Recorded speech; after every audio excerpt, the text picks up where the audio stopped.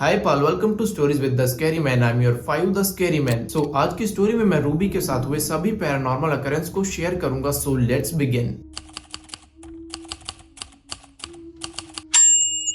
तो बात है 2014 की। तब रूबी के डैड को कंपनी की ओर से कश्मीर की 7 डेज वेकेशन ट्रिप ऑफर हुई, तो उसके डैड पूरी फैमिली को लेकर वहां के लिए रवाना हो गए। मगर जैसे ही वो लोकेशन पर पहुंचे और रूबी ने पहली बार अपने कैबिन को देखा तो उसे कुछ अच्छी वाइब्स न आई। जैसे कभी कभी लगता है ना कहीं जाकर कि यहाँ नहीं आना चाहिए था, वैसे वाली। एनीवेज वो लोग घर के अंदर गए और घर के अंदर जाते ही रूबी ने चिमनी के पास एक बूढ़ी औरत की तस्वीर देखी जो दिखने में बहुत डरावनी और क्रीपी थी। लाइक पुराने टाइम की बहुत बूढ़ी औरत। उसे देख रूबी डर गई, बट रूबी ने खुद को समझाया कि ये महज एक तस्वीर है, उसे इतना डरने की जरूरत नहीं है। वो यहाँ वेकेशन एंजॉय करने आई है एंड वो वही करेगी। जिसके बाद रूबी कैबिन में अपने ऊपर रूम में गई। वहाँ एक रूम में 2 बंकर बेड थे जो रूबी और उसकी छोटी बहन के सोने के लिए बहुत कंफर्टेबल थे। वहाँ ऊपर रूम के अलावा एक वॉशरूम था और एक बालकनी। वो वॉशरूम काफी बड़ा था एंड उसमें एक बहुत पुराने टाइम का बाथ टब रखा था, तो उसे अकेले यूज करने में उसे और उसकी बहन को डर लगा, तो वो नीचे ही वॉशरूम यूज करने लगी। एंड जो बालकनी थी उसका रास्ता काफी सारे सामान से ब्लॉक हो रखा था, तो वहाँ जाना पॉसिबल नहीं था। मगर फिर जैसे ही रात हुई और सोने का टाइम हुआ तो रूबी का डर दुगना हो गया। वो लिटरली डर से सो ना पाई, तो उसने डिसाइड किया कि वो नीचे अपने मॉम डैड के पास जाएगी अपनी बहन को अकेला छोड़कर। और जब वो नीचे गई तो उसने देखा कि उसकी मॉम कैबिन की एक पुरानी एल्बम में कुछ फोटोज देख रही थी।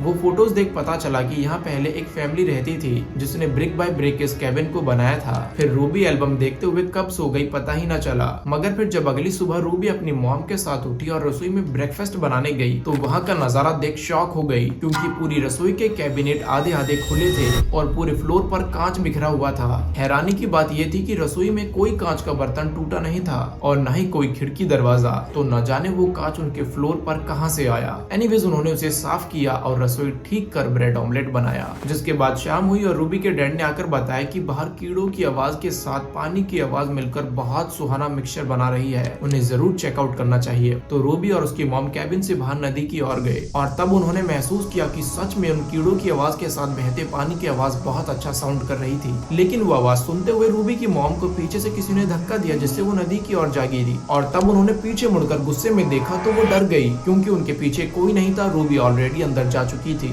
तब ये बात मॉम ने अंदर आकर सबको बताई, बट उसके डैड ने ये मजाक समझा और बोला कि तेज हवा चल रही होगी। जिसके बाद वो लोग सो गए और जब अगली सुबह उठे तो नजारा देख अगेन शॉक हो गए, क्योंकि इस बार घर में कुछ व्हाइट लिक्विड से पैरों के निशान बने हुए थे जो रसोई से होते हुए चिमनी के पास पेंटिंग तक जा रहे थे। घर के खिड़की दरवाजे सब बंद थे, उन्हें नहीं पता चला कि वो निशान कैसे और कहां से आए। फिर उन्होंने वो निशान साफ कर वो रेड फ्लैग इग्नोर किया। फिर शाम में घूम कर आने के बाद रूबी और उसकी बहन अपने रूम में ऊपर चली गई। वहाँ रूबी बंकर बेड पर सीढ़ियों से चढ़ते हुए अपनी बहन को कुछ बता रही थी। मगर फिर जैसे ही रूबी सीढ़ी के मिडल में पहुंची तो उसकी बहन ने देखा कि सीढ़ी 90 डिग्री खड़ी हो गई और फिर देखते ही देखते रूबी पीछे सर के बल जा गिरी और वो सीढ़ी उसके ऊपर। तब वो दर्द से बुरी तरह चिल्लाई। वो चिल्लाने की आवाज सुन मॉम डैड ऊपर आए और रूबी को नजदीकी हॉस्पिटल में ले गए। जिसके बाद पता चला कि रूबी ने अपना हाथ तोड़वा लिया है और फिर फैमिली ने डिसाइड किया कि वो इस 7 दिन की ट्रिप को यहीं खत्म कर वापस शहर लौट जाएंगे। और फिर शाम को पैकिंग करने के बाद रूबी और उसकी मॉम कैबिन के बाहर बैठी थी। तब रूबी ने देखा कि उसकी मॉम नदी के पार जंगल में किसी चीज पर नजर गड़ाए हुए है, तो उसने भी उसी डायरेक्शन में देखा जहाँ उसे एक लेडी दिखी। वो इतने सुनसान जंगल में इतनी रात में न जाने क्या कर रही थी,